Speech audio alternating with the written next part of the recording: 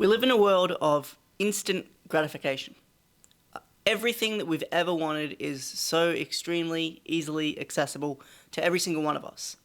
For example, if we want to buy a chair and a table, just a quick search to Amazon.com, we can get same-day shipping, and on that exact same day, we can get that table and chair.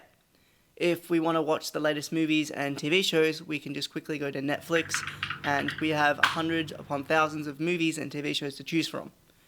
If we want to meet new people and possibly develop a relationship, we can use apps such as Tinder, Hinge, and other dating apps, as well as social media apps, to find those connections. If we want sex, we can go to Pornhub.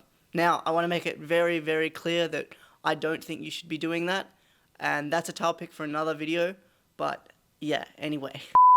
What I mean to say all that is because the journey of our mental health and improving our mental health isn't something that is going to be instant.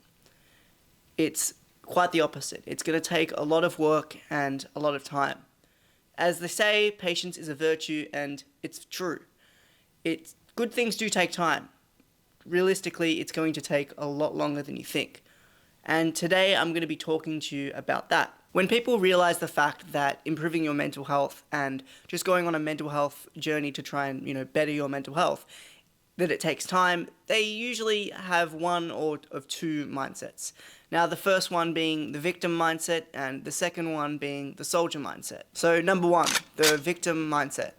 Now, people who are in the victim mindset usually don't really try and do things to improve their mental health. They're not meditating or journaling or doing breath work, etc., etc. They don't really believe in any of that. They believe in therapy, which, by the way, I want to give merit to therapy. It's an amazing thing. But all they do is want therapy to fix and change them. They don't want to do any work, and they don't have the accountability to actually have discipline to do that work. They rely heavily on medications and different SSRIs to change their mood, but they're not willing to really make those inner changes that they have to. These people usually hate the world, hate their friends, hate their family, hate themselves. And they have a really nihilistic way about viewing everything. And I would say that the victim mindset is honestly quite a large majority of the population. Now, mindset number two is the soldier mindset. Now, I know I've used a lot of war analogies, and I used one in the previous video. I'm going to continue to use that because I think it's good and it works. Anyway, regardless of that, someone who has a soldier mindset is someone who has accountability and discipline towards improving their mental health. They do all the necessary things that they can literally and realistically do, including meditation, journaling, breath work, affirmation, etc., etc., etc. There's a plethora of different things that you can do, and they do all that. These people are the type to not give up. They're very disciplined, as I've said before. They don't rely completely 100% on therapists and psychiatrists, etc., etc. They know that they have some sort of accountability about what's happening to them.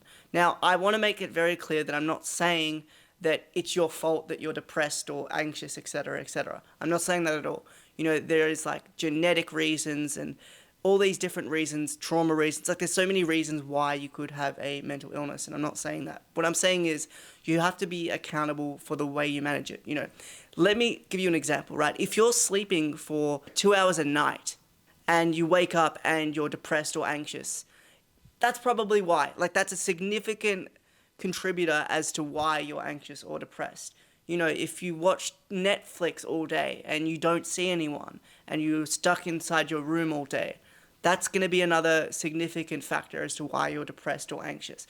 So, the soldier mindset and the people who are the soldiers wouldn't be doing that sort of thing. They would be getting out into nature and doing all of the positive things. Now, I can remember very well that I definitely used to be in the victim mindset. For honestly the majority of my life, I really thought that the world was against me and that anxiety was this chemical imbalance in my brain and that it was a genetic thing, which it probably is, but regardless, it's a thing that I can never get rid of or learn to manage, that it's going to spiral me out of control and I'm going to be in an insane asylum or something like that by the age I'm 30. This might sound unrealistic, but honestly I think that people who are in the victim mindset like being in a victim mindset. I know that sounds really rough in a sense, and that no one wants to be a victim, all that sort of thing, but they do. In a sense, you can always take action. There is always action that you can take towards improving your mental health, and you don't have to rely on anyone else. You can start yourself. You can start journaling.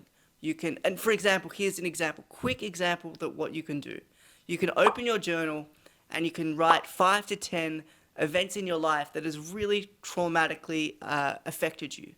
And you can write in detail about it. Even just that is going to help you, and you will feel better processing what happened rather than bottling it all up inside and feeling like absolute shit. I remember after I started to take accountability of what had happened to me and processing and writing things down, I started to feel a lot better, and I transferred from the victim mindset to the soldier mindset, and I started to implement those daily activities such as meditation, etc.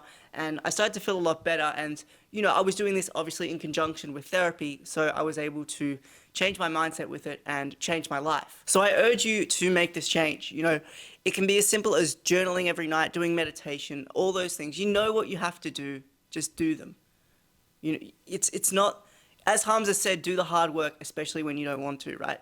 That's the truth. It's true. You have to do it no matter what, no matter how much you're struggling. You have to try and try your hardest, because if you don't, you're just going to be a victim for the rest of your life, and you're not going to have a very good life. With all that being said, I hope you got something out of this video, and I hope that you enjoyed it. If you liked it, please consider liking and subscribing, because it would truly mean a lot to me. And you can also follow me on Instagram, and that one will be somewhere here. And also you can join the Discord below, and yeah, that's about it. But thank you so much for watching, and I'll see you guys next week. Yeah, playing with these heartstrings, I don't wanna ring. Same time, I ain't looking for a thing. Same time, I be liking what you bringing to the table. I know you able, capable of more, current man.